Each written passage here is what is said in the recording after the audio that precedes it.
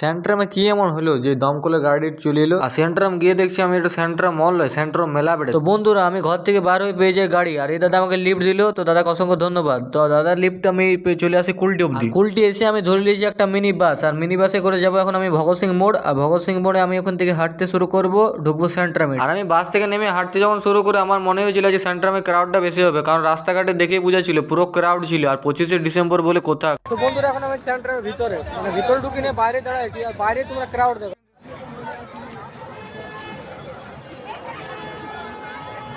বাইরে বন্ধুরা মানা চলে, ভিতরে দেখে তো আমি মাথায় হাত দিয়ে দিলাম, মানে বন্ধুরা ভিতরেও ঢুকে আছে এত এত লোক, মানে গোটাই একদম ছেপে গিয়েছে। তারপর আমি বাইরে এসে দেখি দমকলের গাড়িটা কি জন্য এলো, ভাবলাম আমি কিছু হয়েছে, তারপর দেখি কিছুই হয়নি, এরকম প্রথমে সেফটির জন্য আনা হয়েছে আগে থেকে। তারপর দেখা হয় এক ভাইয়ের সাথে, এই ভাইও আমার মতো মিনি ব্লগ করে। আর বন্ধুরা এদিক ওদিক করতে করতে আমাদের হয়ে গেছিল রাত, তার জন্য আমিও ভাবলাম চলো এবার ঘর যাওয়া যাক। আর চলে এসেছি আমি এখন বাসে করে আমি যাবো সোজা ঘর। চ্যানেলটাকে ফলো করে এমনি মিনি ব্লগ দেখবে তো।